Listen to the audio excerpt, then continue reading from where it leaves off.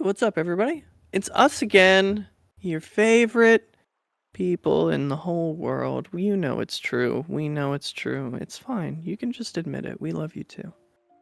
Anyway, we're back for our fourth episode of Jail of the Gods, a Shadows of Esteren story. And without any further ado, I'll go ahead and introduce myself first for once, I guess. Hi, I'm Avery at Avery DuBois on all the social medias. I style myself as something of an internet personality. With all of that, I will go ahead and throw it on over to the wonderful Druid by Night. Hello, I'm Luna, or Druid by Night. You can find me at Druid by Night on all the things, including Twitch. And today I will be playing Aslan Llewellyn, the wonderful, whimsical Iothan. Indeed. Wonderful and whimsical. And let's go ahead and throw it on over to our catatonic cast member, the Azure Butterfly. Hi, I'm the Azure Butterfly, or Azure for short, or simply Rachel. Fuck, that's right. I'm stunned for 3 turns because, like 6 minutes. Fuck. Yeah. Hi. Yeah, I completely forgot about that for a second. This is gonna be rough. You can find me at theazurebutterfly.ttv. You know me as Ingrid of Sintra from Witcher Ways of Old, Maria Russolini for Berlin Bloodlines, and I'm playing Commander Blair, the The crying is important. Let's go ahead and throw it on down to the marvelous Magentist, Gilbert Ramos. Hello, my name is Gilbert Ramos. I am found everywhere at Ramos. Shit's fucked, and today I will be playing Vernon the Magentist, and this shit's not real. It simply can't be. This shit ain't real. This shit ain't real, yet we out here despite that. And last but certainly not least, we'll throw it over to the vehement Varigol, my lovely and wonderful partner, Az. Hi, I'm Az, or as I was on the social media, because I think I'm funny. And today I will be playing Thallo of the Warrens as the aforementioned Varigol, and everything is fucked. But at least one person's getting out. It's fine. With all of that, we just want to take a quick beat to remind you that all of the trigger warnings and the time caps will be posted with these. Please go ahead and take a look at them. And if at any point you feel like you need to jump to the next one or take a minute to step away, please do so. Your safety is important to us, and so we have checked in with each other's safety, line, and veils. We want to have a fully transparent relationship with you all as well. So without any further ado, Gilbert, as our self-designated lore keeper, would you mind going ahead and giving the recap? Absolutely. We continued our descent. We went down the big ass hole in the middle of the space. When last you saw us, we kept finding weird, spooky stuff, bones and the like. I kept hearing fluttering and raspy sounds of other cave dwellers that were hiding in the shadows, or rather, cave dwellers, the lizards, and then other cave dwellers hiding in the shadows that we couldn't and probably shouldn't be looking at. We found a bit of tartan cloth in the colors of the McCormack family, leading us to believe that we were on the right trail to find Aidan McCormack. Aslan led the charge for a good chunk of time, and it was increasingly pissed off that no one believed that she saw what she saw, aka a giant spider that should not exist, cannot exist, and probably does not exist. We found a portable nebular, a Magenta's tool that is essentially a sort of steampunk medieval yield flashlight. So that was neat. We have that now. We heard Aidan McCormack shouting at possible assailants, and while we heard that, Aslan kept hearing whispers, things like, "I know your name, silly girl," from the shadows in the dark, and that was horrific. We love that for you. Just more spooky shit for Aslan. Things kept tugging at her mental, gentle voices whispering and not being able to make out the words, thus leading to Aslan not wanting to be here anymore and wanting to leave. Vernon was adamant on staying and getting his equipment back, and then called people cowards for not wanting to go help Aidan McCormack like we said we were going to. We continued. We found ourselves in a fucking horror situation where we were moving through. We had to squeeze through a small space, and then Vernon went last, and that was cool, till his leg got grabbed by one of the I guess, big sea cave dwellers, and almost torn off into the darkness. Saved by Blair and his friends, we continued on. We found Rena, who unfortunately has lost the use of her legs because they're gone.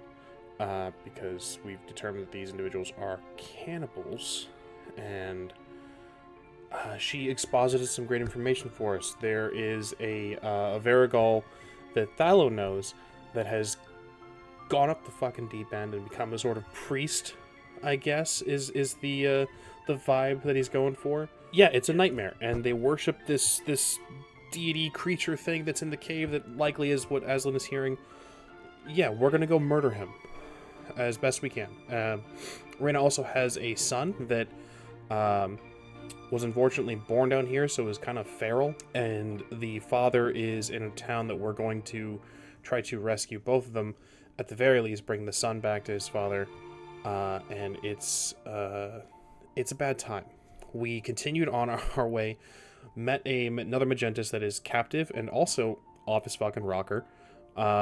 He exposited some stuff, some fairly useful information. We know what the Varigol Carrig had a device commissioned essentially that allows him to wield a great weapon. It is horrifying. Like, it's from what I understand, if I'm because I have notes on this, it's just it allows him more power, more like strength, if I'm correct.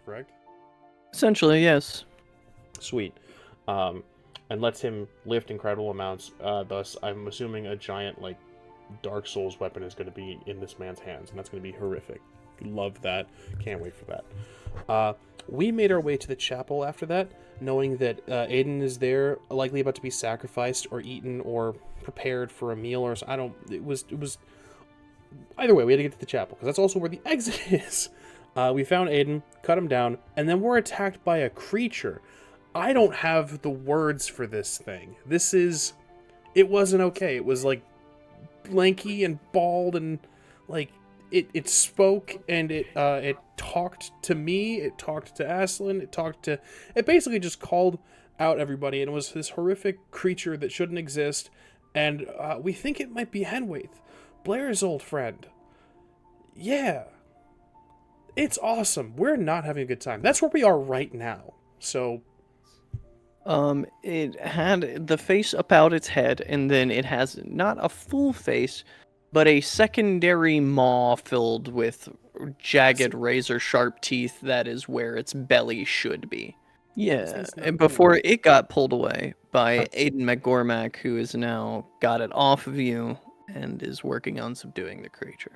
That is indeed where we ended, with Thallo looking for the release lock button on the altar, with Aslan getting ready to crank the winch for when the lock button is released, and with Blair catatonic on the ground, Aiden grappling with the creature, Aedrig shuffling under the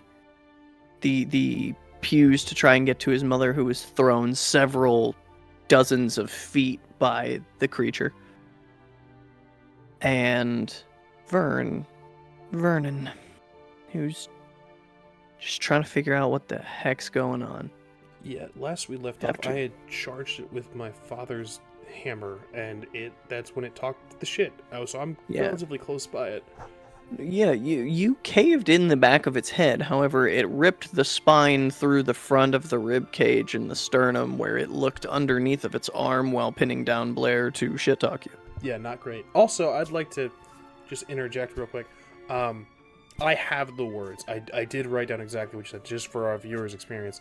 The description of this creature was humanoid in shape, fingers elongated by a fucking meter, sallow, ratty hair, ochre eyes, partially rotted scalp, and the knees bent backwards like a dog's. Its stomach opens into a large mouth, and acid drips from it. From the stomach maw. Yeah. Right. That is what I said. So, without any further ado, my dear viewer, this is where you find us as we begin to roll initiative for the next round of combat. It's a D10 plus your speed, everyone. I rolled a 10, a 2, and then a 2, and that's 12 plus 7, so 19. Oh, you don't need to roll. You're catatonic. Okay. Oof. What's everybody's rolls? Give me some numbers. 13. 12. 12, 11. 11. Aiden's rocking a 16, and what was potentially once Henwaith is going to be rocking a 14. Here's what we're gonna do. Aiden's gonna go first. Aiden is going to try and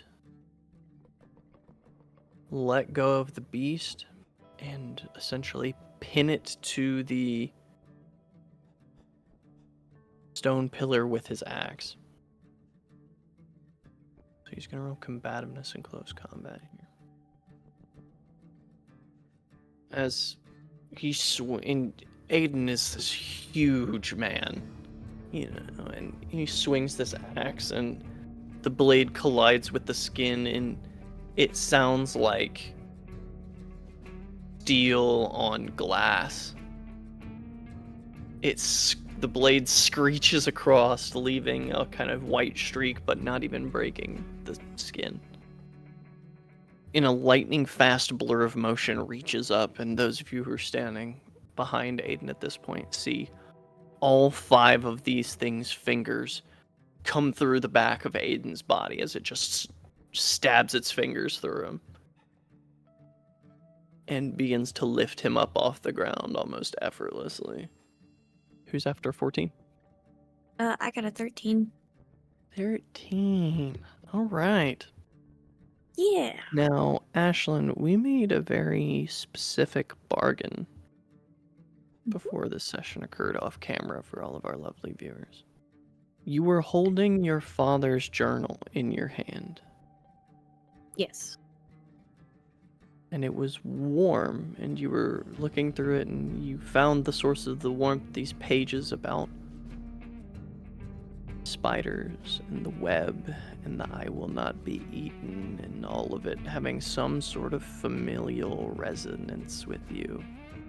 This warm feeling almost ignites. You see the pages catch on fire, but it is not orange flame. It is hues of blue and silver and gold. And as the embers coalesce in the center of it, a stone with an Algam rune. For your clarity, in the Demorthan tradition, an Ionthen becomes a Demorthan when they claim their first Algam rune for themselves.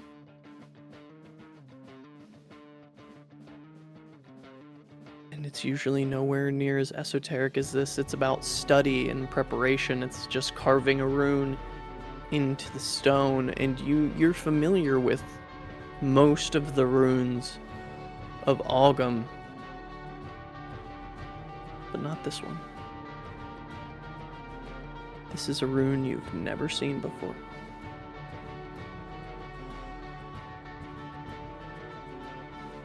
And it hovers in the air over the book that is only to you combusted in this blue-silver flame.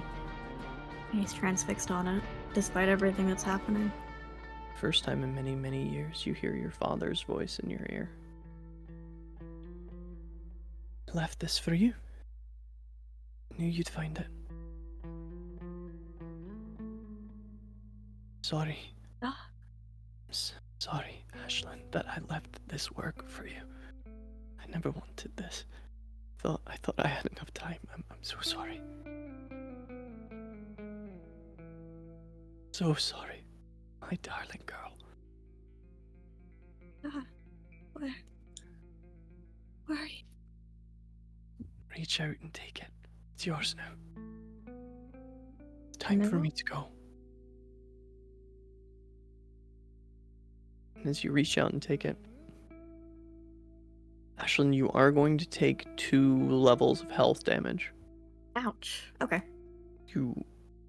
As you reach out and grasp your hands around it, it burns like grabbing a stone that has been sitting in the middle of the flames. It burns itself and scars into your flesh. This strange new rune. And there are 2 things that I would like you to do for me.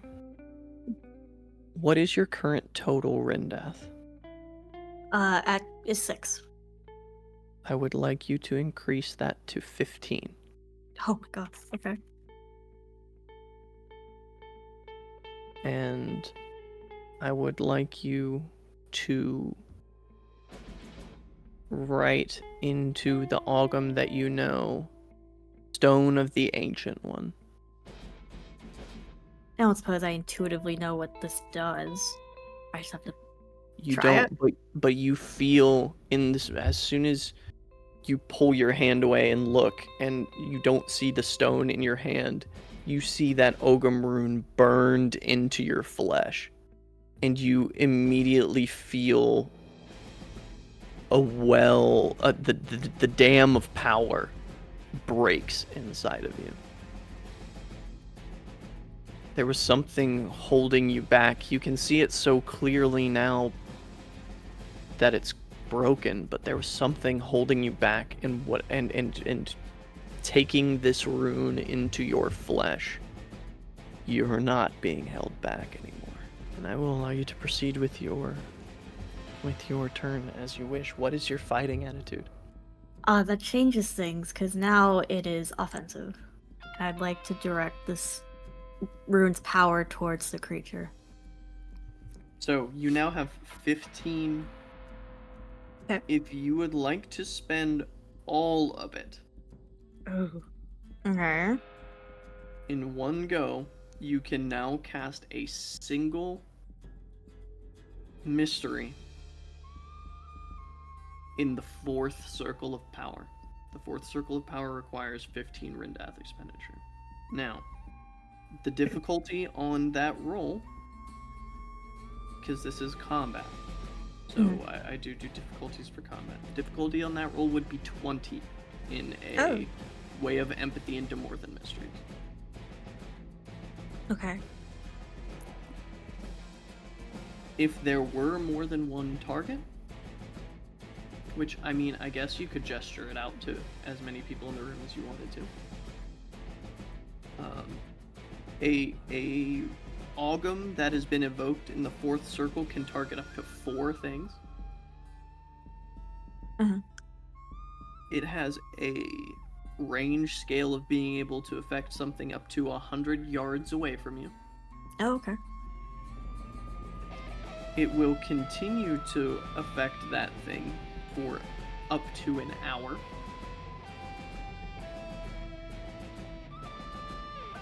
If it gives a bonus or a penalty, that bonus will be +2/-2. If that thing does damage, it does 3d10s worth of damage.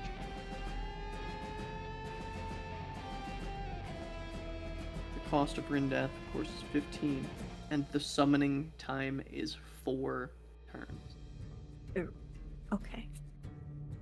So, I like I asked before, I don't intuitively know what it does, but I am using it to be offensive. I don't know if it's like I don't imagine it's like a helping allies, causing disadvantage to enemies kind of deal. Only one way to find out. I could target Blair as well. Either way, she'll get shaken out of whatever's going on. This is true. Yeah, I'll do that. So you're gonna at least need to cast it at the 2nd circle to Okay. affect 2 targets. technically... Yeah, no, because you're within 5 yards of both of them. Yeah, so you're gonna need to make me a... I'm actually going to call this one way of creativity or empathy, whichever's higher for you. Okay. And Demorthan Mysteries. Okay. The difficulty threshold for this roll is going to be 14. All right. 18. I need you to expend 5 points of Rune Death, please. And it is going to take 2 turns for you to be able to conjure this power. Okay. So this turn being the first, one more turn after that, and then at the beginning of that third turn, it's gonna pop. Well, no. Beginning of your next turn, it'll pop. Okay. I do believe next up is Thallo. I got 12, yeah. So Thallo, you're watching as it, and you don't see exactly what is happening with Ashlyn. You just see that she was holding her father's book and then reaches over top of it, and her skin starts to burn just in midair before she pulls away and then turns and holds her hand out towards Blair and Vern and Aiden and this thing. And you see the rune in her flesh, in the flesh of her palm, begins to spark with silvery blue flames as it begins to crawl up her palm. Thallo has concerns, but right now in that moment, Aslan's got this. So I wrote down what I was doing last time, as I was trying to jam the button With the bone. with the bone. You spent one turn beginning it. It's going to take the rest of this turn to get it, but you see how the mechanism works. And you're pretty sure you're going to be able to jam it. You're just going to have to hit it once. You're going to have to hit it hard, and you're going to have to hit it at the right angle. And then if we jam that, then we can grab the pulley and get out without having to leave someone behind. You might need Vern's hammer for this. You're gonna need something with a bit of heft. But you're Could I pretty use the sure you can pommel get of the this done. sword that we took off the dead guy? No, you're gonna need a little bit more juice. Okay. You do have a moment to call out to Vern if you would like. It is 3 seconds, but it is 3 simultaneous seconds. Yeah, so Thallo's gonna pop their head around the altar. The hammer, no! And just like hold a hand out. See if Vern throws it this way or walks it over with the slow Victorian gait of death.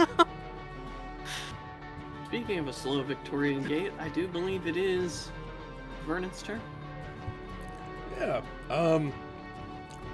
Yeah, this thing just like went under its own arm and talk shit. I don't need to be here. Hearing I'm needed elsewhere, I'm gonna run over to Thallo. Your defensive attitude. I apologize. I'm still getting used to that. Yep, all good. So you take your defensive attitude, you're getting ready for Thallo to jam this bone in there, and you can blop it with your hammer, and that should open the gate, essentially. It's at that point that Aiden is being lifted up, and you see from behind the pillar 2 skinny, pale arms reach around as Aedrig puts his fingers inside of the creature's mouth, 2 on each side, and begins to fish hook it, pulling the skin back as the skin tears, and it's kind of pulling it away as it's trying to lift up Aiden, but its head is being held back. It's losing its momentum, it's losing its strength, as this little boy is just essentially peeling the flesh away from its cheeks. We're going to roll initiative again. I assume I still don't have to.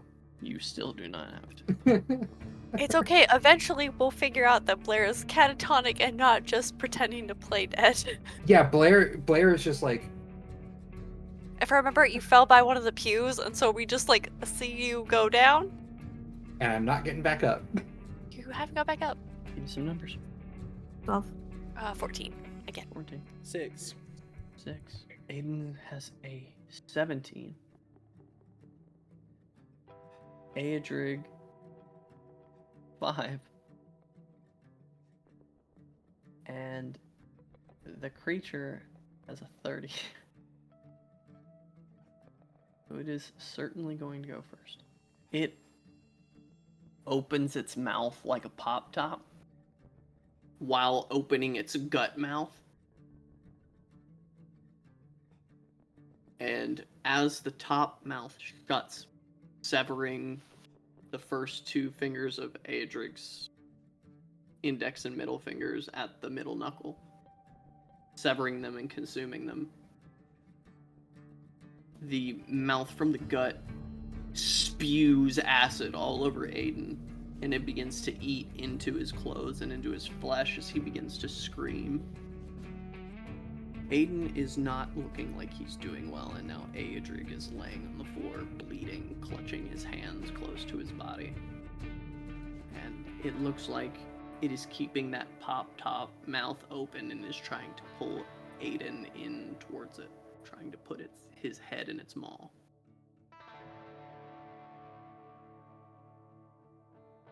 However, I believe that does make it Aiden's turn. He failed his mental resistance roll. Not only did he fail it, he failed it with a 1. He fully loses his turn. He's as catatonic as Blair. Thing pulls him in, getting ready to essentially devour him. Vallo, you get the bone in there. In this moment, I will allow you, Vern, if you would like to act outside of your initiative order, since you were kind of preparing an action, waiting for Thallo to initiate this maneuver. As soon as Thallo gets the bone in there, you hit it with the hammer, and you hear the stone gears inside of it crackle and kind of like lock open. And you know it's going to take a pretty severe amount of force to unjar that. But as soon as Aslan begins to use the winch, that exit is going to open and it's not going to shut behind you. Whether that is to your advantage or your disadvantage is completely up to you. Does lead us to Aslan. I'll be casting. As you feel the Rindath welling up in your palm, it's like your whole body begins to catch fire. You feel this burning, tingling sensation. If anyone else was looking, they would see this blue silver flame begin to pour out of your nostrils, out of your eye sockets, out of your mouth, as it begins to burn you from the inside. You're going to take another 4 points of health damage. Okay. As it dawns on you, a primordial epiphany, as your vision blurs and fades away as the flames take place of your eyes. You find yourself standing in this lowly lit white void.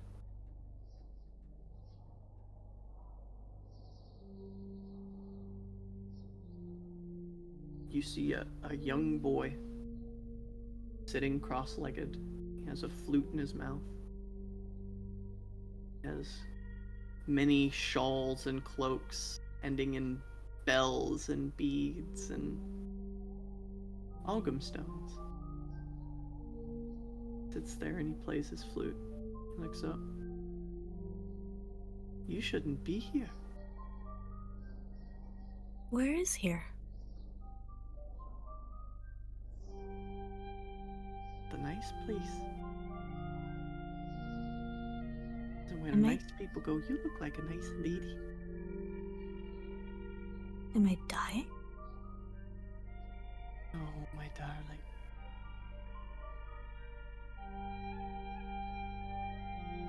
You've learned what select few of us get to learn. What's that? When you have no fear, the greatest tinder to burn is inside of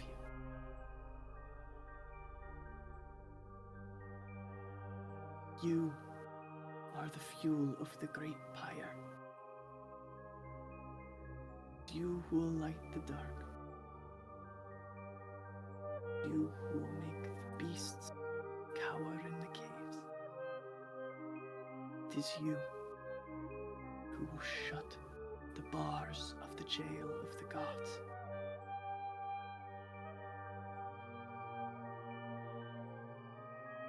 And you feel yourself pulled back into your body as you see this blue-silver flame pours out of your eyes and mouth, down your arm, up through the rune, and out of the palm of your hand.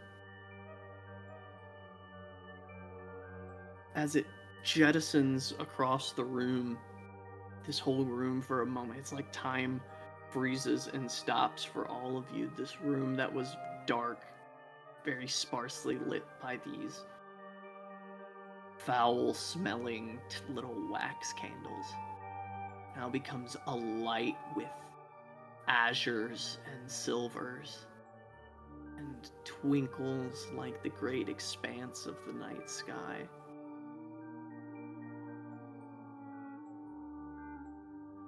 It doesn't burn as it touches your flesh, Blair. You're watching all of this going on around you, just locked in your own body. As it touches your skin, it doesn't burn. It's like being touched by the first rays of the sun. Comfort. Love. Safety. There is a current to it. Do you feel your ever-living spirit for just a moment pulled from your body? Look around, look back, see your body laying on the ground. You must have died.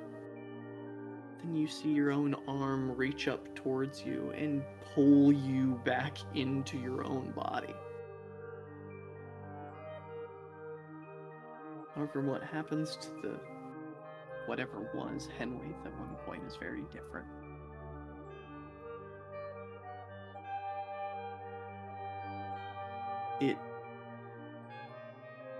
The flesh melts and crackles like old fat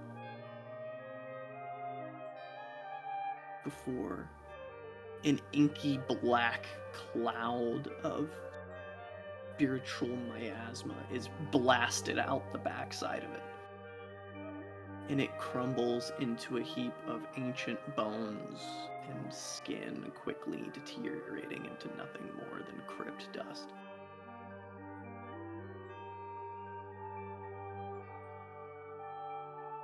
Spiritual miasma roars so loud it shakes the bones of the mountain.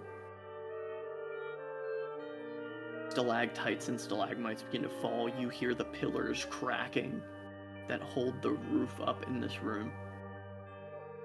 This entire mountain is coming down.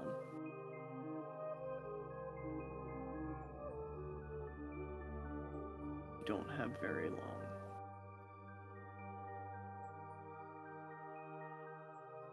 We're going to transition out of combat for a moment. Aiden is still catatonic. Aedrig is trying to push himself up, bleeding, looking weak, even paler than he was before. You have moments. I need to know what you're doing. Pulling the wench. Aslan is pulling the winch. As Blair's body's pulled back in and spirit's pulled back in and she has control of herself once more, she's going to have a look to Aslan for a second before watching that entire spectacle that just happened.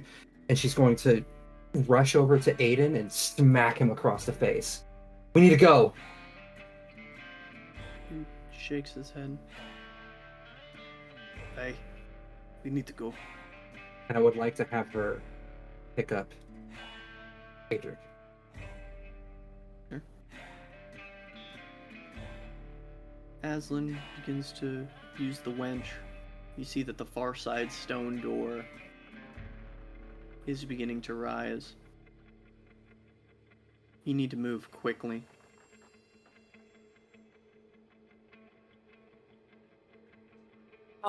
Rena was propped up against the door, right? That's where You d- they threw her. You don't see her. We don't see Rena. I think Aslan pulled the wench with all her little strength so hard that she's like on her knees from the exhaustion and the pain. She pushes herself up and stumbles to the altar. Do you feel Looking for some Rena. hands beginning to lift you up from behind? See Rena. She says, I'll hold the wench. Take the boy. You can come. I jumped it. Let's go. The door smashes open behind you. This door from inside this cave complex, and you see dozens, not hundreds, of these pale-eyed, gangly-limbed, monstrous-looking people. Their teeth are filed sharp. Some of them dyed black.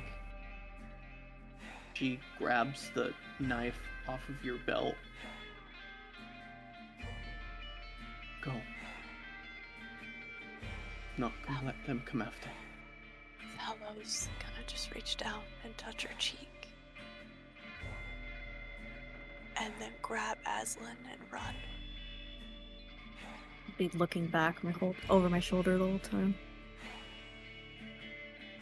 You see that she mouths something to you. Can't quite make it out.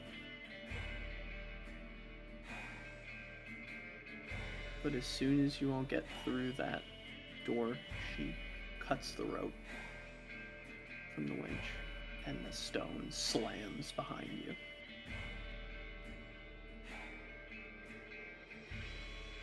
And you all run as fast as your legs will carry you. The stones of this pathway even rumbling, and you're having to jump over them and move around them. Cuts, bumps, scrapes, and bruises as they fall from above you, hitting you about the heads, shoulders, backs, necks. Or you see, turning a corner, light from outside.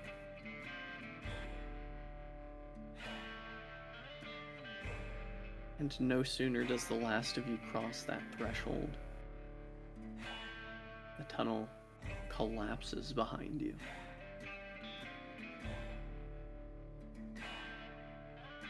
I wish that I could tell you that that was safety.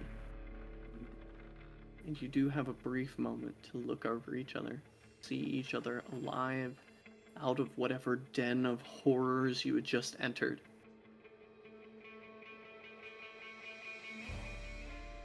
Fourth hour, you turn your head and look behind you. See all of the snow coming down. Fallow takes out the whistle, puts it in their mouth, and starts running, grabbing whoever. Like, just a quick nod, and we're booking it again. Fortunately, the snow moves too fast. There are many things you can conquer, but the rate at which an avalanche comes down the mountain when the entire mountain crumbles, it's not one of them. You're all buried in the snow. Who knows how many dozens of feet over your head.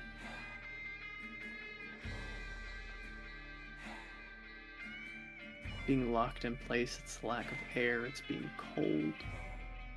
Bone-chilling cold of all of that snow heaped on top of you. The second that Blair realized what was happening, she would have put it so that she was, her body was pretty much covering Adrig, making sure that he'd be as protected from the snow as possible, even using her body as shelter. Eventually, unconsciousness takes you, because no matter, it's the thing with being trapped in the snow, no matter how hard you struggle, it just doesn't move. Go around to each of you. Start with Thalo. Somewhere deep in your sleep, the sound of skittering rodents. Feel of a testing bite on the back of your neck. Seeing if you were prey or ready to be scavenged. Beautiful boy's touch. Smile. Bones. Viscera. And you see Carrick's face in the dark. I thought I taught you better than that, boy. Hiding like a rat in catacombs.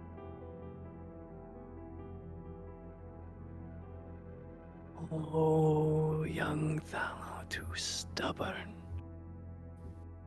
to come out. You'd rather let the rats gnaw you to the bone. Keep lying there, Thalo. They just might have the chance.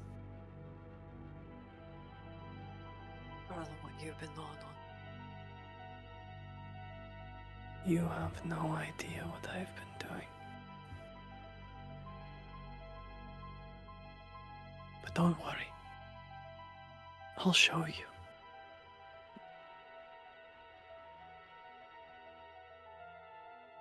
I will see. Don't care.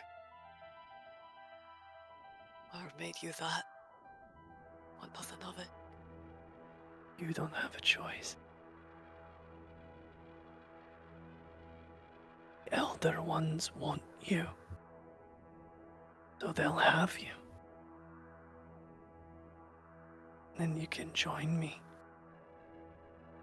Instead of traveling leagues for some petty lord's dinner scraps. I'll host you at the table of gods. Whether you fucking like it or not.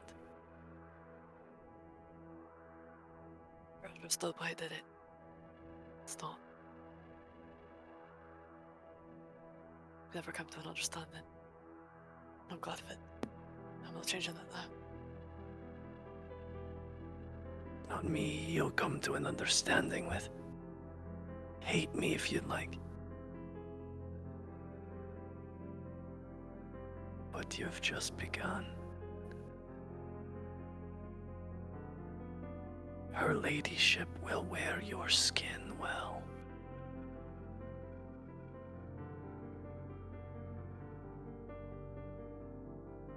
Vernon, as you sleep, maybe as you die, you feel a strong hand on your shoulder. See Gerard standing beside you, without his gravitic stabilizers, truly standing under his own power. Come far. I had to. Will you continue?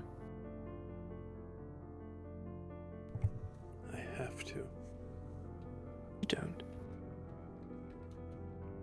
there is no great moral aspersion on survival. Vernon, I thought we'd been over that. Great moral aspersion should be on pursuing your desires. Those who do not pursue what they want are weak. Those who reach out and take it are good. So you have to do nothing. Don't cheat yourself by this sublimation to the idea that you must survive. Because the truth of it, my dear lad, is you don't have to survive. I choose to. I must. Shame. Because I will it. Done so much more. Acknowledged your own motivation. If I don't survive, I have no apprentice to continue my work. Therefore, the logical conclusion is that I will do it myself. No matter the cost, no matter the sacrifice, and no matter the struggle. Even if it forces you to accept things that you know should not be real. We're magentists, Master. Nothing is impossible, just highly improbable. We adjust, we study. What happens when your scholarly pursuits give you no answers? When it's just more questions? Then the road marches on. There were no answers at the end of my road, Vernon. Vernon Montevel. It is the great irony of learning. All great dead learned men that I have known died with more questions than they ever answered, because they spent the wrong time answering the wrong questions. Do you understand me, Inceptus? Yes. Then let death no more separate what life can bring together.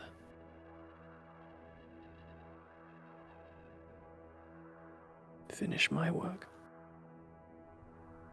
And when it's done, I will look upon you, and you will know that I hold the keys to both.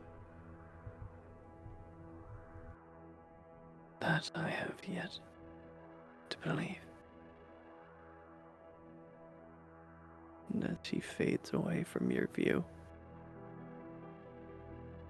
Blair, dream of being very young, be 13, 14, when they brought Henwaith.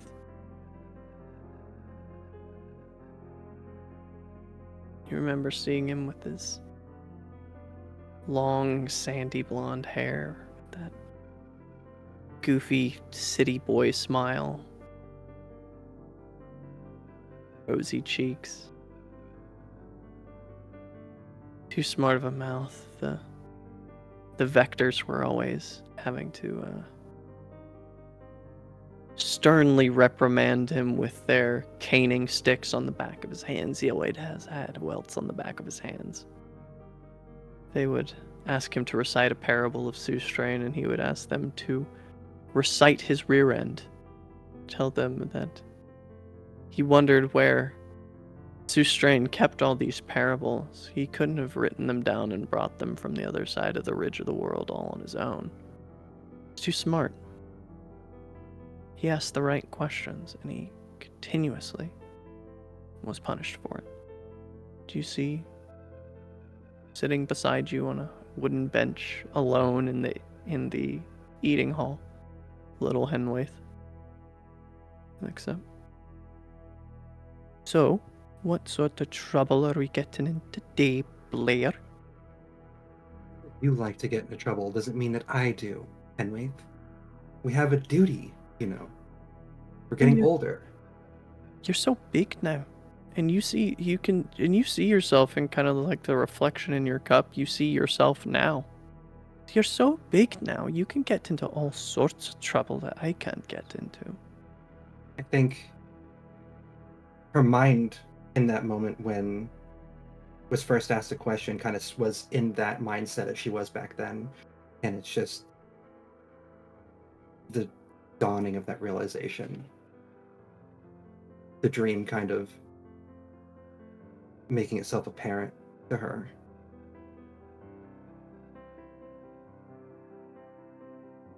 And she's just going to look at Henwaith with her eyes wide.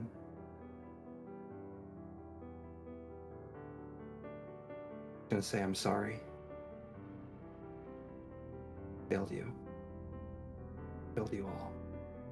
Oh, don't say you tattled on me. You know the Archbishop, he's been making some of the kids smell the binding glue. He'll make them wash their mouths out with the bronzing oil. Blair is remembering exactly that sensation for her from herself in the past. No, didn't.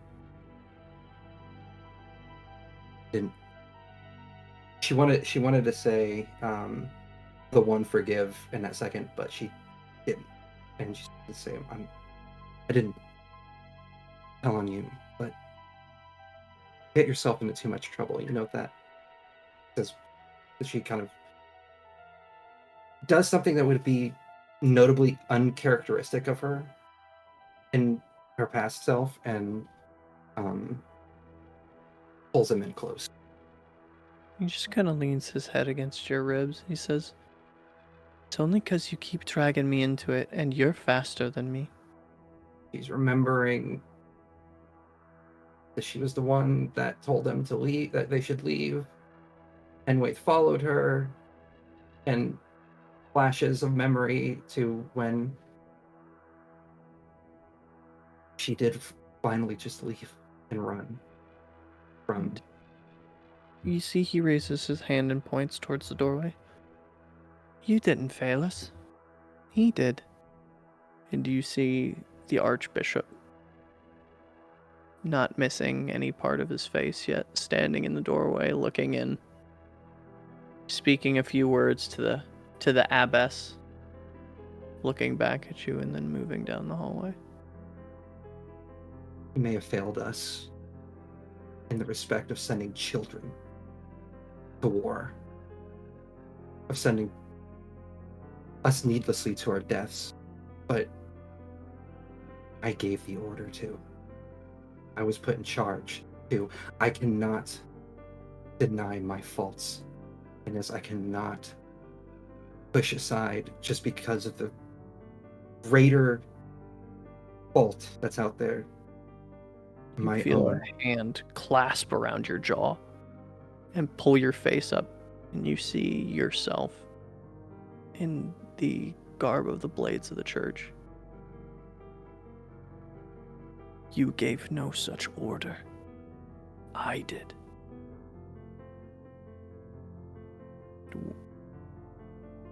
Transition very quickly over to Aslan. You don't sleep, Aslan. You are chilled to the bone, eyes wide awake, wishing pass out. Being held firmly in place, nowhere to run, not even the deepest corners of your own subconscious. You are stuck here, and if you don't move, you're going to die. I think in that moment she would try to compose herself. And remembering what happened, and I think I don't know if the shock and the pain would really settle in yet. being so cold. But I think she would remember the fire and the warmth. And I'd like to use Stone of the Ancient One again at the first circle to melt the snow. Gender and death. As you begin to stoke it, you realize that flame, you're going to take one more point of health damage first and foremost. Your body is warm, but you don't feel the snow melting. See the flame dancing through it, but it seems like it carries no heat outside of your own body. It will be enough to keep you alive for a while. It's hard to keep track of time down here, especially in a panic. Minutes, hours, days, maybe. Some indeterminate vastness of time passes before you hear the snow above you crunching. Steps. Call out if you'd like. But you know the snow is deep. Snow is not known for letting sound pass through easily. I think she would squeak out a sound and remember that the only other people on the mountain were cannibals before swallowing the sound back. You hear the snow above you begin to move, to shift. Before finally some sort of brown horn, maybe bone, pierces through the snow above you. You can see snow beginning to be shoveled out of the way. And as a bunch of snow is kicked quickly into your face, your arm comes loose and you can wipe it away. And as you wipe away, you are face to face with a huge elk. Glowing blue eyes. Human eyes. Looks back at you. Do you remember me? Of course I do. There's a king on the mountain. What am I king of when there's no mountain? I wonder. I'm so sorry. You'll make it right. Or I'll kill you. Kill all of them. There's no place you can hide from me.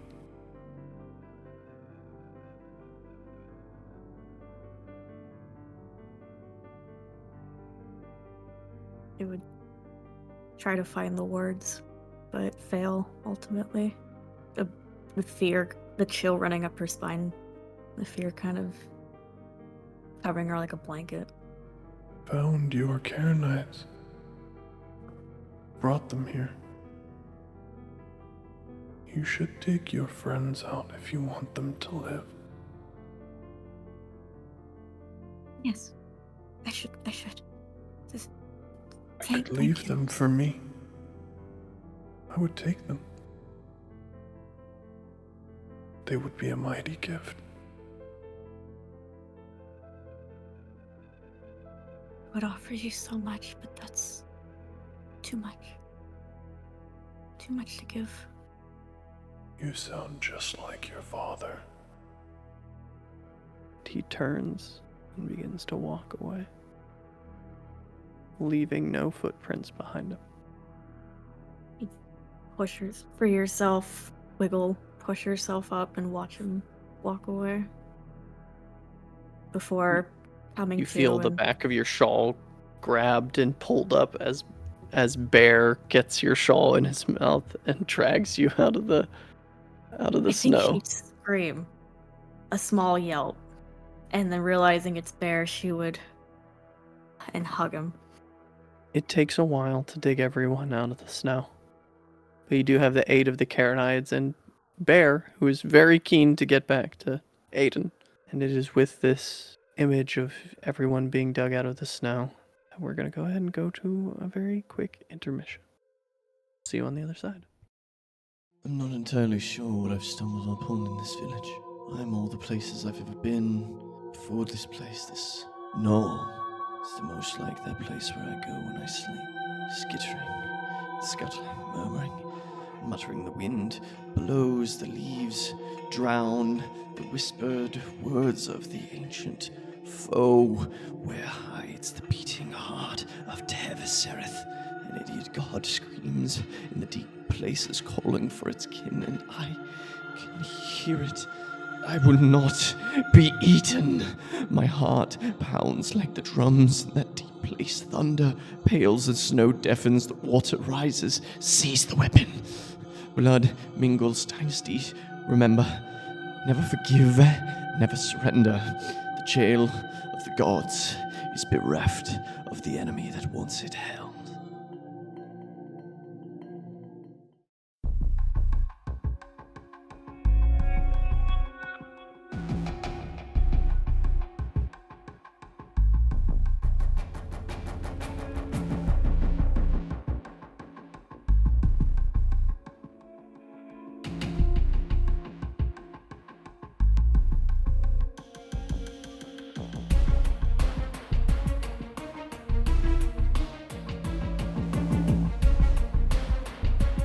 Brother, long have you been my warden?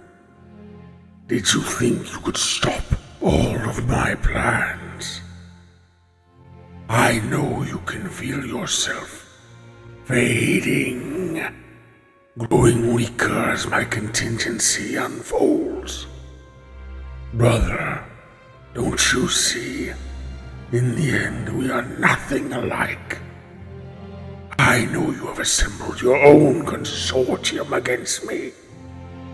So, brother, when you fall, just as the shattered gate watch before you, this eternal vanguard and the entire multiverse will contest with my ignited.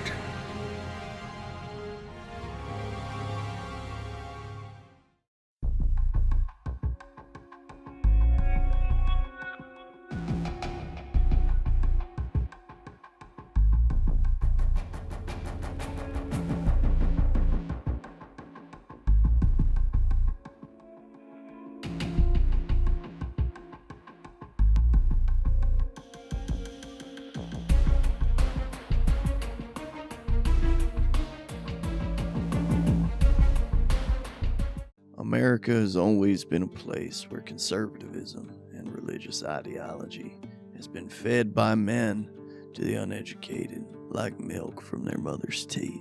What this breeds is an environment for blind obeisance and ignorant fear, which controls the masses just as much as the blood of the covenant or the barrel of a gun. Men bring the raising of ground and the pillaging of Gaia's bounty, and this has never been more of a threat to the Garu nation than it is now in the days of the apocalypse.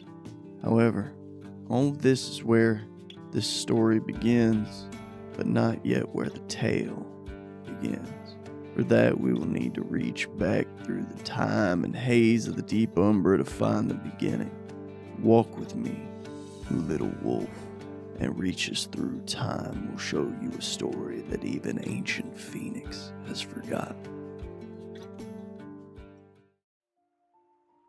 Hello, everyone. Welcome back. We hope you had a good time getting a drink. We hope you enjoyed the intermission stuff that we had for you there, because by now, Gilbert Ramos, we should have, little stuffs up in our intermission times. So we hope you enjoyed all of that there. And yeah, we're going to go ahead and crack right back on in. Maybe an hour or so after everyone was dug out. It is early in the day. By where the sun hangs in the sky, it can't quite be noon yet, but you're approaching it quickly. You're all cold. I imagine Aiden has gotten a fire going. Try and, warm up the bones, and also cauterize some wounds, specifically Adric's fingers. curative berries. If I can. Where the hell? Yeah. You're I going can to make some. So I could help with Aiden and Adric's wounds. if you would like, and your own wounds. Oh, true. Yeah, I'm kind of burned. I will say this: while Aiden builds a fire and keeps Aedric warm, with Bear has kind of like curled his entire body around Aedric at this point. If all of you would like to spend some time, or any of you would like to spend some time looking for some berries or fruits, so that Aslan can do this. I'm not gonna make anybody roll. I just need to know how many people are doing it, so I can get a rough estimate of how much is being collected here. Claire will I'll help. start looking. I think Yeah. Thallo is busy looking over the Carnites if they came with Bear. They did. And they don't look very afraid of Bear at all anymore. They're all kind of like laying down in the snow around him. And like Bear will lift his head up to look at one of them, and all of them will headbutt him with their horns, and then he quickly puts his head back down. Oh. Seems that they've bullied Bear into submission, and he's not quite sure how to deal with that. But you find a few handfuls of berries at the very least. They're high alpine blueberries and juniper berries. They'll probably be a little bit bitter, not quite ripe. It's not the right season, but still surely able to have the effects of curative berries worked upon them. How much Rindath are you spending on this? I'll do the second circle, so I'll do 5. Okay. That'll leave me with 2 Rindath left. Okay. So you're going to be able to make 2 portions of curative berries. I think as she's incanting, and when she finishes and they're enchanted, she'll kind of think for a moment and then stand and look around the sky. Say, name yet? Nothing.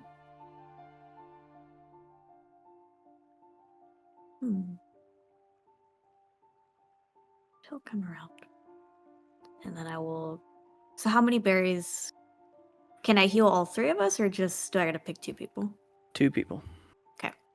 You have enough I Rindath will... for 2 portions. Yeah, I will give Adric and Aiden the berries. Wonderful. As you sit here kind of warming yourselves and kind of collecting yourselves from whatever you just went through, I'll give all of you a moment to just kind of live in that scene, and I'll interject when I feel I need to. Claire's kind of sitting on, like, I guess like a log or something.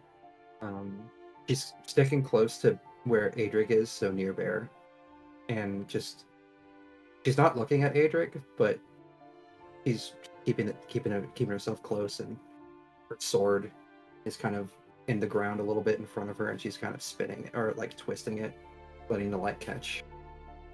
Looking at her reflection, remembering what she saw in the dream, and also what they just got themselves out of, and just kind of letting herself. Other than that, kind of letting herself sit in that moment. I think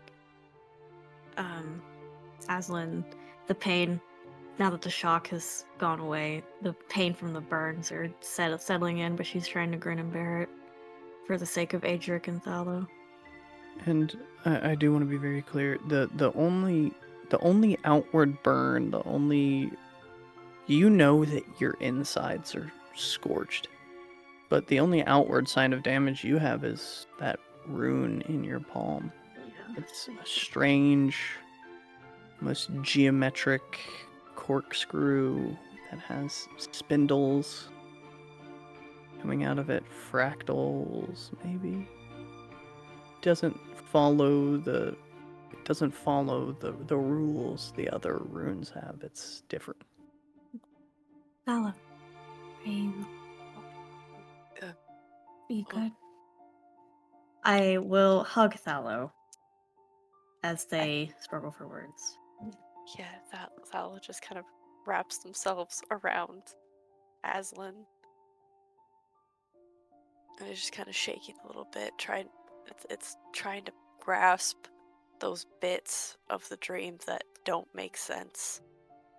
That, hadn't really talked to Carrick, but knows Carrick's face again, and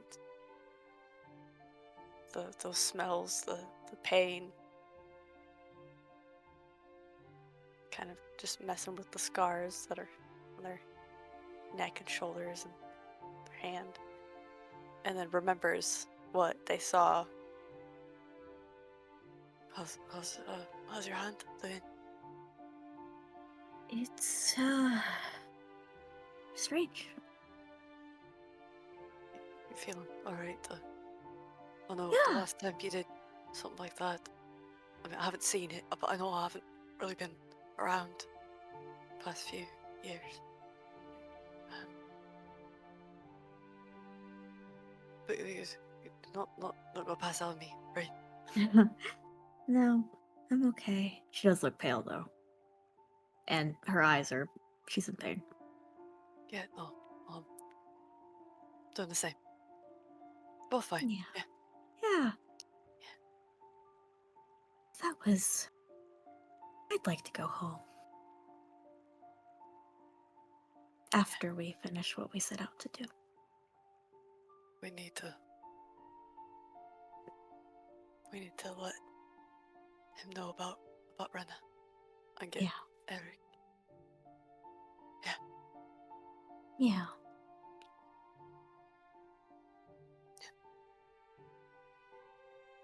We're not gonna get him out. Yeah.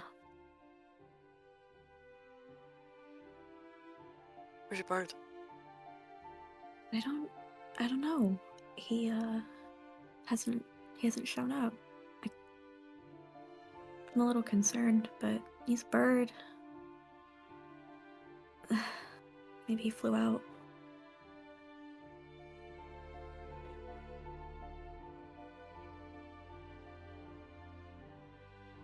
Rest a bit and then we'll get going again.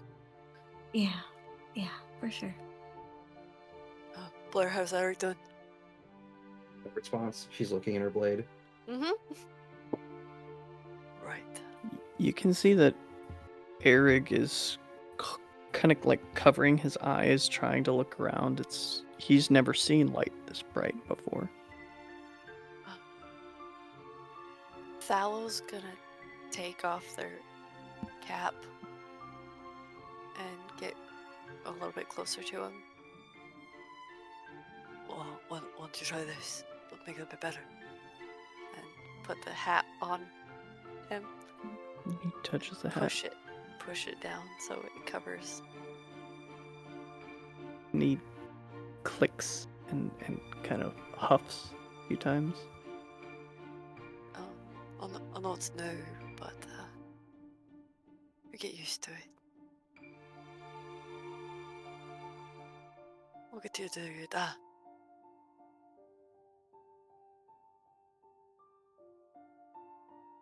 Nods. Kind of looks at his missing fingers.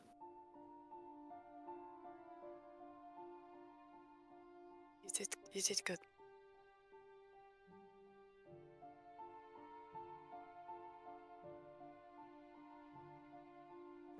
Did good. It's good. Yeah. Yeah, kid. Are you hungry? Yes. Sal's gonna go get some of the rations out of Goat's bag. There's probably something dried in there, but we'll see if he'd eat it. You hand him a ration and he kind of smells it. Dried meat. It's a really sour face. It's good. They'll try and take a bite and chew it and hand it over. Like, licks it, and his face gets really sour.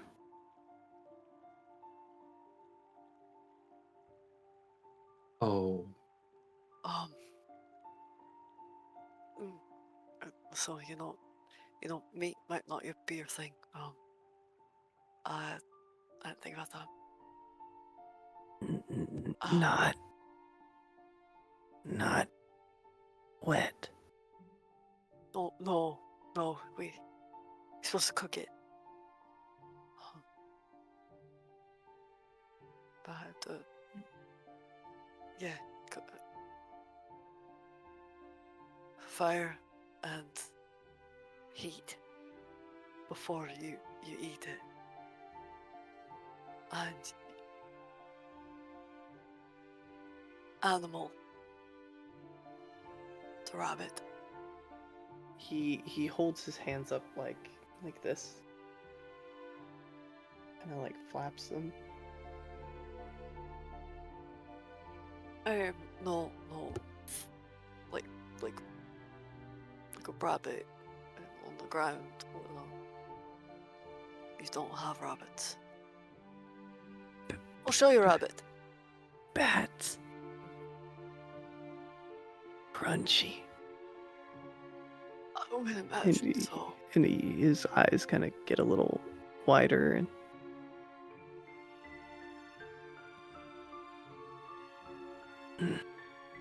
bat. Hunt bats. No, you don't. We don't hunt bat. I think the closest thing would be a rat and like that. Rat. No, we're gonna go with rabbit. Yeah, no, we'll get you there.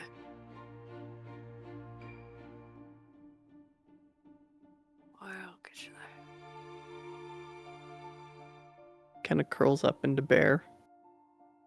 It's about that moment that, Vernon, you look down and there's an absolutely blood-drenched crow standing beside you in the snow. Part of its skull has been laid bare. One of the wings looks heavily maligned. Oh dear. And it's like hopping the way that crows do. Just hop, hop. Name yet?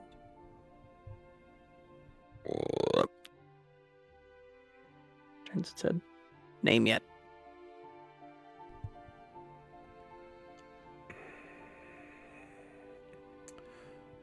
Let's scoop him up if he allows.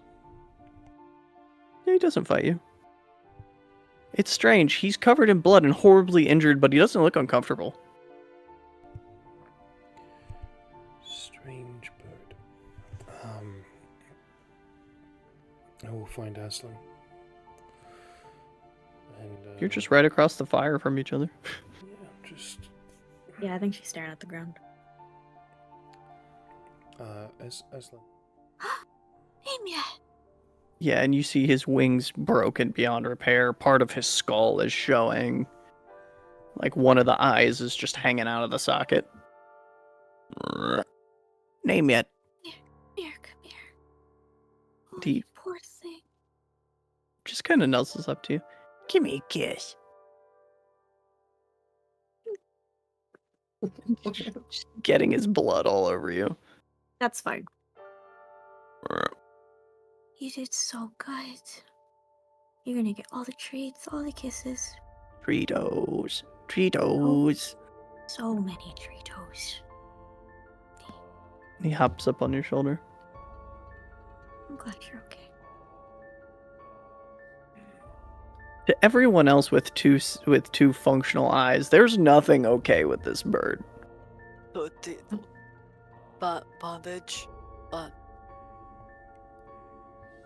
we Yeah, put the we eye should- back we should- in. Can you heal him? Not right now. I'm tired. We should get farther down the mountain. I'm not sure how much assistance I can be in easing any discomfort he might feel. What's a bone? Yes, however, quarter bones are smaller and hollow, so it's different in practice. You would know, Vernon, just by looking at it. I mean, this isn't a case of fixing it.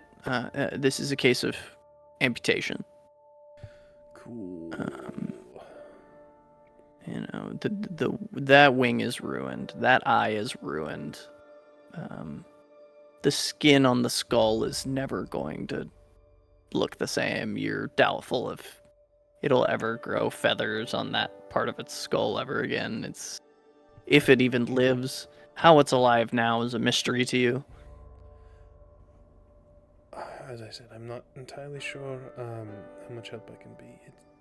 He's terribly injured. He will lose the wing and his eye. I'm sorry, buddy. It's my fault. Give me a kiss. Nuzzle. Deal with. Look, we get off the mountain, I think. Yeah, he doesn't look to be in any visible discomfort at all. He's not holding his weight funny. He's Horrific. If His Thalow's level of- upbringing has taught them anything, we're not asking questions. Bird is fucked up. I can attempt an amputation now. May ease some of the discomfort. Though he doesn't seem to be uncomfortable. It's really what you would. Oh, don't think about it too much, Martin. It should be a kindness, but it's up to you, Aslan. What do you think, buddy? Me in pain? name yet. I see. You can't fly anymore. Would it help if your wing was gone? He just turns his head, and as he turns his head, the eye fully falls out. Okay. Well, one less thing to worry about. Are we ready to go then? Yeah, we'll and she'll remember when he talked to her, and she'll be like, we'll circle back to this. Erig kind of darts out, grabs the eye, and pops it in his mouth. No, we don't. We'll get there. Alright.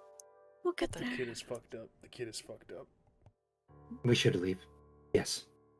The longer we stay near this area, I don't think we should be here any longer. Aiden? He finally looks up, kind of shakes his head. Right, who's this little bundle of joy? It's my friend's child. I'll take him to his father.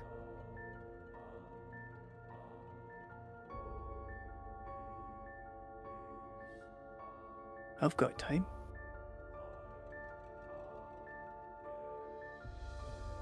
We go back to the village, Aiden, and let them know that you're alive. They don't send more people out here. There's not much out here left to send them to. Wasn't Do you me. want them? Okay. I'm sorry, you're all speaking entirely too fast for me. And I think that's a kind of like moment where Blair just kind of like relaxes for a second, kind of seeing Aiden a little more like calm and collected. She's just going to like walk up to him, do a soft like punch to the shoulder. Punch him right in the shoulder that he took a crossbow bolt through. Just Fair enough. Fair enough. But then she's gonna like press her forehead into his chest. There. And he's kind of like looking at the rest of you over Blair's shoulder, like. And you Glad you're begin. alive. He kind of looks down at you. I'm not sure all of me is. I think I left What do you something. mean? I had something my granda used to say.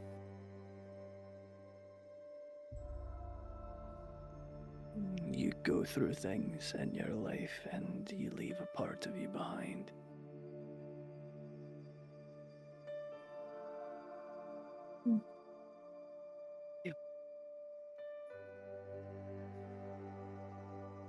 Foot's caught in a burrow, and the floodwaters rise, and you've got two choices: drown or cut off the foot. I'm not gonna let anything make the decision for me that I'm not allowed to grow anymore. Your relations aside, you should at least send notice to your family.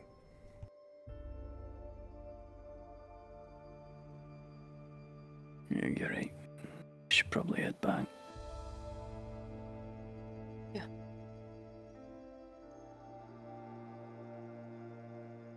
Stop, resupply. Then You'll be coming Yeah. back in a few days. See. hopefully. All right. Go home, Aiden. You go home, Thallow, you wee shite. And he hops up on Bear. Bunch of bam pots. He begins to take Bear back towards the village of Null. Once he is out of earshot, Blair, in a moment of lucidity, is just gonna say, "He really is a moron." Yeah, but he's not a moral. She's gonna smile softly at that. I don't claim Yeah. him. You were the one who wanted to rescue him so badly. Truth be told, I wanted my things more than I wanted him. And I look at the mountain. Well, I think your things are gone. All but one. I will kind of wiggle up the nebula. Ah. And that So other, start off again with.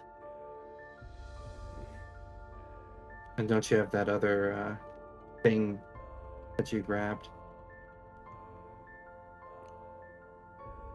The vial. Oh, you mean my flask? No. No. Oh, you did take the note, the notebook from. Yeah. As far as like count, Vernon himself has the water skin, the notebook, and the nebular. Thallow still has the flask, and that's going to be an argument, I imagine. It's from where you are. You were traveling kind of catty corner from Melwyn on the way here. Melwyn is inside of a day's journey. And it doesn't take you long now that the mountain's fallen to get well down below the alpine level. And where once snow cooled your bones in this sort of late summer, you finally get back down into the forest where it's a little balmy and the humidity hangs in the lower branches of the trees. How's Pleasant. Adric holding up in that? He looks uncomfortable at the very least. But as each of you ride for a few hours before coming around a bend in the road, you see a cairnide that has been tied off to a tree. Any And sort of. Oh, God. You see a familiar face, standing there grooming him. In fact, a little bit younger than you all. He's only 20, but kind of sandy blonde hair. He wears his robes. He's got his notebook out. There's a sword at his belt and a bag over his shoulder. And you all know Liam. In fact, when you would go down to Melwyn with Gerard from time to time, Vernon, Liam's one of the very few other educated men that live in this region. And you see he's standing there. He's got his notebook out. He's standing by this juniper tree, and it looks like he's making like maybe a leaf rubbing, or maybe like drawing the berries or something. He looks completely oblivious to all of your approach. I told you this is how you're gonna get robbed. Right, are you going to be the one who robs me this time, Thallo, or do I have to wait for another Verigal of ill repute? Ill repute. Bite your goddamn tongue. Hello. And he kind of shuts his notebook. Hi, Liam. Where have you all come from? Mountain. The one that was doing the Great Rumble. Well, Everyone should stay away from it. glad you're alive. How I mean, far is truth be the, told, if you two ladies died, the current eligible for marriage number of women in this valley would have been cut by a quarter. So, The glad one you- forgive. And she's just going to start walking past him. I never understand her. Always so quick to dismiss. Not good, if I'm being honest. Actually, Vernon, you might get a kick out of this. Hop down here. Lend me your eyes. I'll do just that. And you see at the edges of the leaves, there is this ochre tint. And the red juniper berries have little veins of ochre in them. I will reach out and pluck a few leaves. Now that is quite interesting. Any theories? Some sort of mineral calcification, or maybe some sort of mineral blight, perhaps. I haven't quite gotten a chance to study it, but Almost. truth be told, are you all headed to Melwyn? I mean, of course you're headed to Melwyn. You're coming down the road. Nobody ever comes down the road this way if they're not coming to Melwyn. Truth be told, we're dealing with a bit of sickness. You may want to turn back. Sickness. What do you What mean? sort? People are getting ill. I mean, that's what I would assume sickness means. Can you be more specific? Oh, I was just repeating in case you didn't understand. I'm sorry, I didn't. Liam, keep going. They're getting sick with what? Well, it starts with a fever. Then, after a few days of incubation, hemorrhaging. Does this sound? Does sound any Are familiar? people dying? I mean, it sounds like sickness. I mean, it doesn't sound like y'all are used to, the hay chills and things like that. The common households. This doesn't sound like anything. None of you are medical professionals. Like, Aye, a plague. That's why I Okay. said you might want to turn back, but you were so quick to dismiss me, you'd have gotten halfway there, and who's to know what would have happened to you, Miss Blair? you were talking about marriage eligibility. First and foremost, I believe that would have been primary. Are you If an that was eligible? first. I'm sorry. Focus. Yes, What is alright, I'm here. What is the have you noticed any common denominators? Have there been? Is it affecting just the old? Is it sweeping the entirety of the city? Is it? Did you take a blow to the head? You just called Malwyn a city. I, in fact, did take several. Oh, blows oh, to the head. sorry. That was rude. Poor Of me. taste. It's Yeah, perfectly fine. Look at him. Look at him, Liam. Really? Well, I only know what I've seen. And what I've seen is that it's mainly the old at the moment. But I did hear that one of the MacAleers is sick. They're the Lords of Melwyn. Melwyn and Derg have the same royal family. They're just cousins. And a different branch of the family rules over... One rules over Melwyn, one rules over Derg. Okay. I hear Owen, the boy, Lord MacAleer's heir, I hear he's ill. Well, you'd probably have to talk to Astelgar. Has any sort of state of emergency been declared in the village? State of emergency? Good. Well, if there's some sort of plague going around. Did you read that book I showed you? Most assuredly, no. Out of question, character, is there a Demorthan Ryosan in? Yeah. More. Adrig's father is the Ionthan. Right. Yeah. That was. And Waylon is the Demorthan in Okay. Melwyn. Is, Um, oh, what? And to complete the relationship map as it relates to Waylon, the Demorthan in Melwyn. Waylon is all of your friend Ildane's grandmother. Ildane, one of the other Varigals. Has there been other disturbances? What has Waylon said?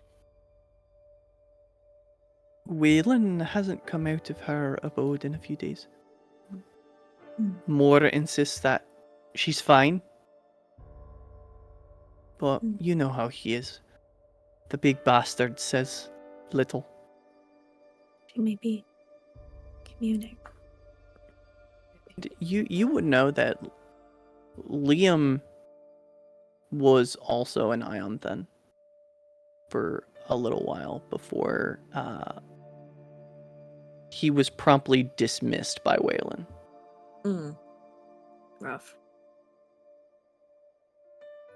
Well, should cover your faces. We're not quite sure how it's transmitted yet. Yeah. Although my prevalent theory is, I think it's some sort of waterborne illness. I mean, what's the? I spent many nights trying to figure out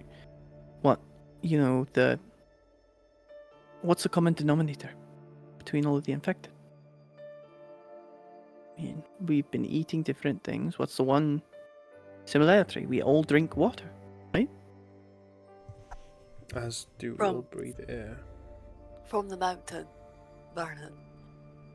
I'm understanding that, but I'm not gifted. Liam, I've missed you. I suppose it could be airborne. I just find that we've been wearing masks for weeks, but there's been no slow of the transmission of disease. It's a big process. Jumping to conclusions is flights of fancy. Or you could go through the scientific process that your friend, the mountain, said. It sounds like both of you are more interested in the scientific path. So let's maybe Maybe if you didn't stutter after saying dick, I'd take it more seriously. listen. I don't see that word a lot. Don't pick on me, Thalo. I'm very sensitive. I think Or Liam. Aslan would she'd start to approach Liam and kind of brush her hand on his shoulder while giggling at him. and before going over to the tree and looking at it, putting her hand on the trunk, and she'll close her eyes, and in her head, so it looks like she's just touching a tree right now, but in her head, she'll say, what's been going on, Spirit? Are you okay? Why do you look so different? And if nothing comes back, that's fine. Feel a spark in that rune in your palm, but nothing.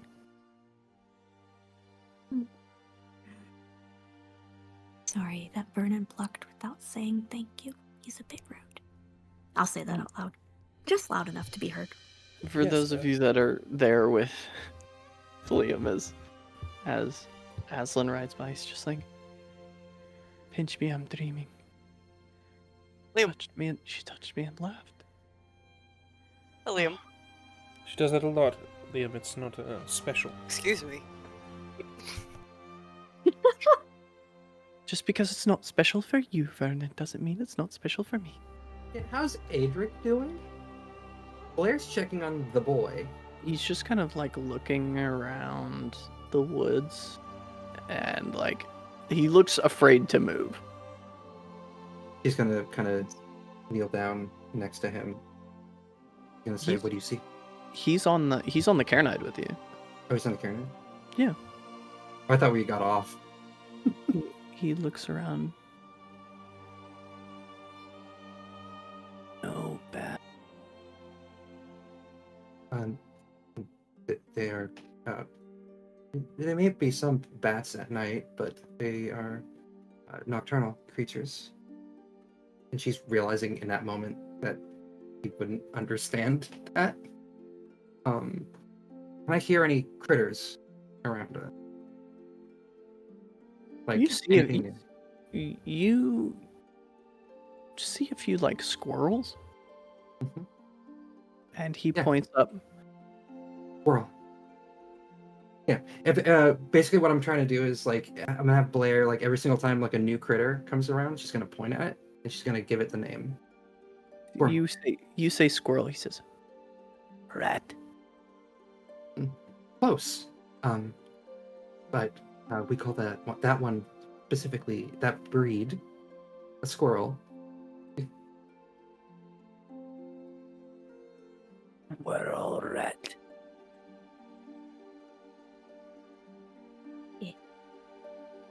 He's just gonna like And he kind of turns his head to rumble you. his head. Crunchy. Kind of. Potentially. I have had to eat squirrel at one point when it was getting rough, but I'll catch. Hands. Catch hands. they're mighty fast. But Blair's like trying. She's trying. Kill rock. Drop rock, kill. That is one way. Would you normally use what is called a bow and arrow to take something like that out? But Stone beak will fly with string. oh, like a sling.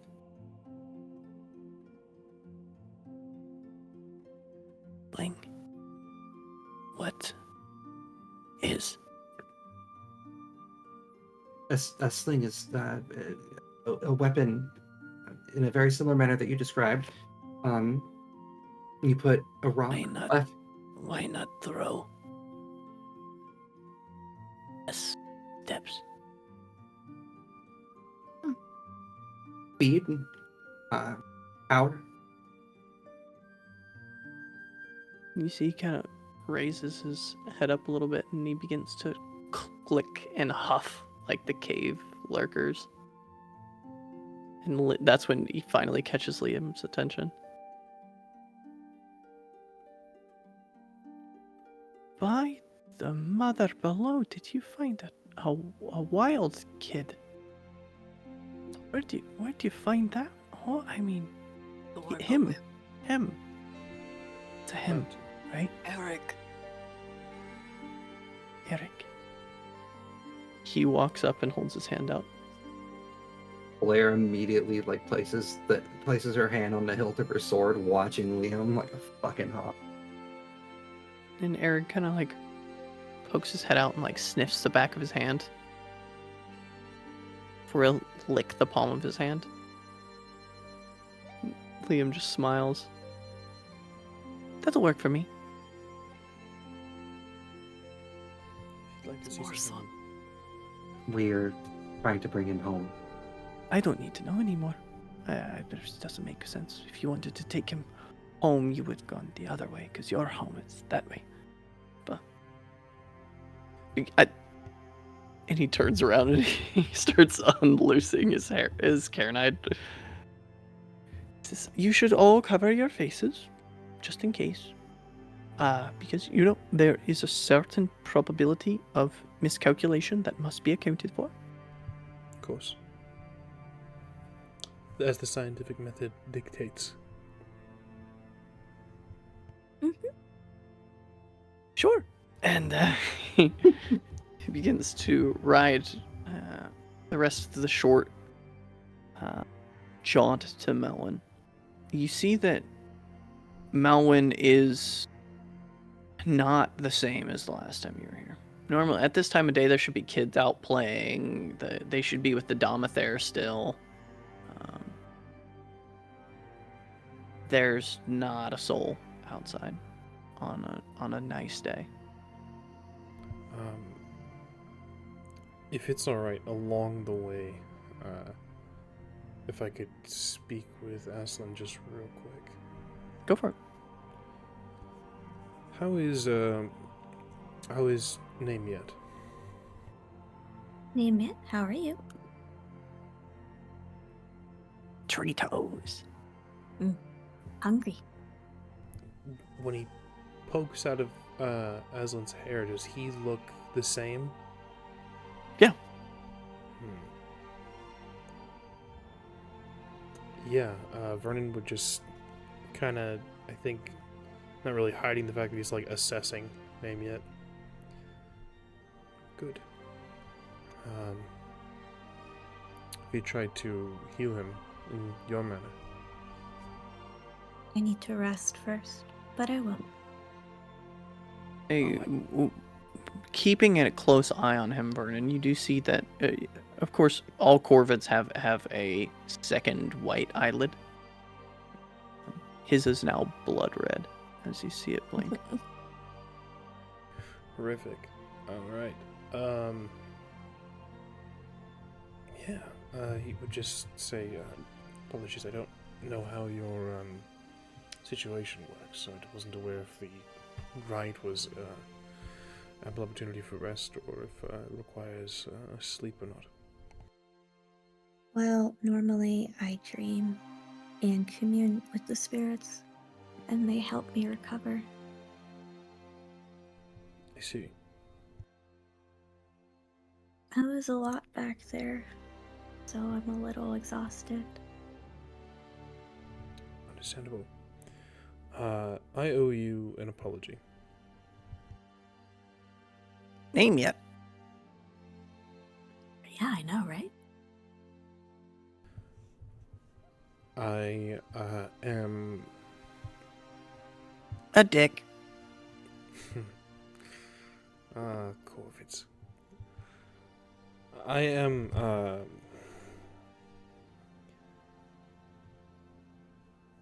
man enough to know when I'm wrong, and to admit it.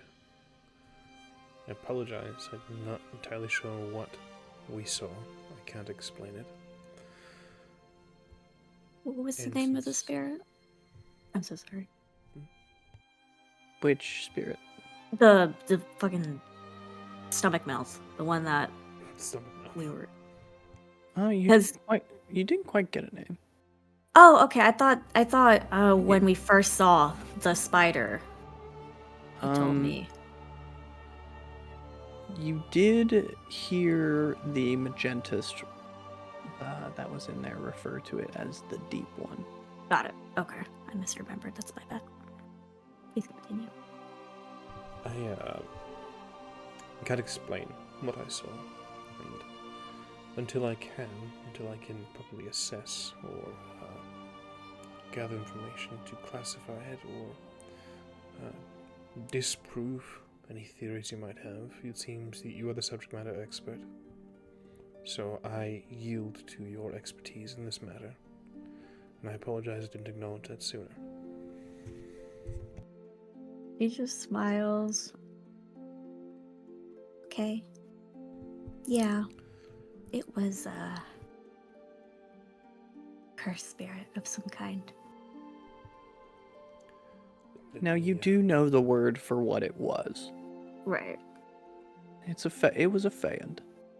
A Feyend, that's the word I was looking for. It is the enemy. We call them Feyends. Translates to enemy. I recall the word, yes. I should be clear, and I wasn't sully the apology, but this is not to say that I believe in spirits or the corruption thereof. I just can't explain them. I can't quantify them yet. So, I apologize for not believing you. I apologize for not seeing the value in your expertise until I'm able to learn more about them. I would appreciate any theories or information that you might have gathered. Well, I'd be happy to tell you about spirits and their classifications, as you would probably call them. Just so. Like a dick. Thank you, name yet, and I will ride ahead. He leans up in your ear, and you hear a completely different voice come out of his mouth. That one is besotted by death.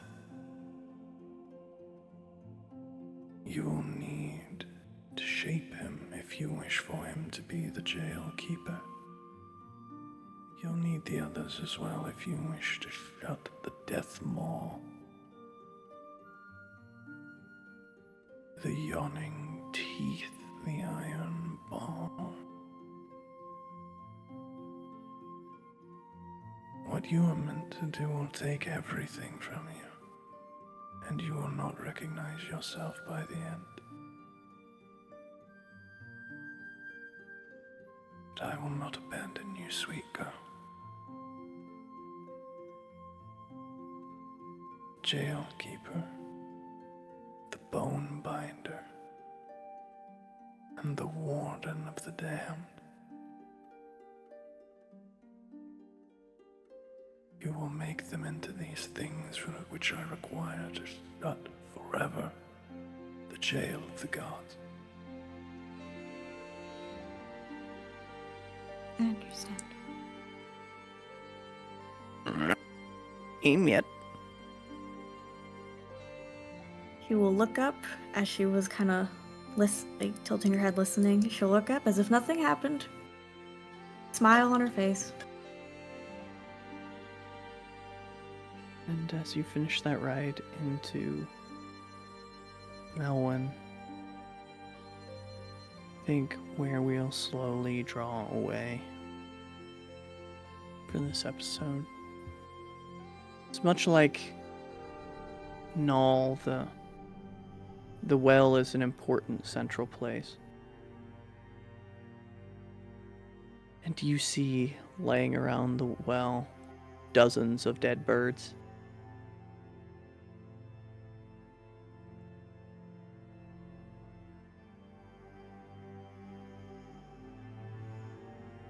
See one of the doors open, the door that you know to be to Waylon's home. It takes a moment for Moore to step out. Nearly 7 feet in height, the width of his shoulders is half of Aslan's height. He looks over to you.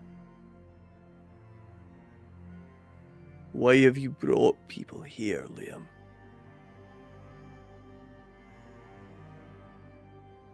Amor. He looks up. Deep brown eyes, his thickly braided brown hair. What have you seen? Too much. Aslan will give a look of like, if only you knew, like just sad, tired. His eyes fill up white for a moment before he kind of blinks them away. Oh, look. Inside. Waylon would like to talk to you. All Stay of out, us. I'll stay out here with the boy. With your boy. Look down at him. If you say so. No. I'm gonna need to explain that when you're done speaking to Waylon, or I'm going to rip your fucking face off. Oh, don't worry, we will. You can always ask the boy.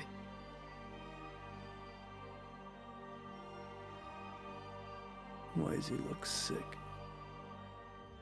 He hasn't seen the light of day until the past couple of days. First time in the sun. Waylon's waiting for you. Couldn't keep her waiting. So we have to.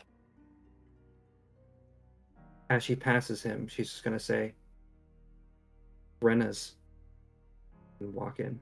He fully grabs you by the hair and pulls you right up to his face. Keep her name. Don't say it out loud. She deserves better than what she got. Sits you down. Didn't mean to grab your hair. You're just shorter. Sorry. She's just gonna turn and go in. Vernon. You're smaller than I remember. People keep making comments about my appearance. I'm not sure how much I care for it. Waylon just cooked. Probably just eat more. Well, it hasn't helped yet, but there's no harm in continuous process of trying. Thank you. He kind of crouches down in front of Adrig. You're small. I need to get you bigger if you're mine.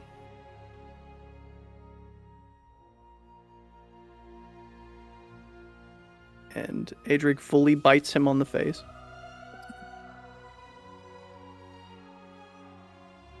Four of you head inside, and that is where we will draw this episode to its end. Thank you all for being here. And we'll see you next time. Have a happy time zone. And we'll see you next time.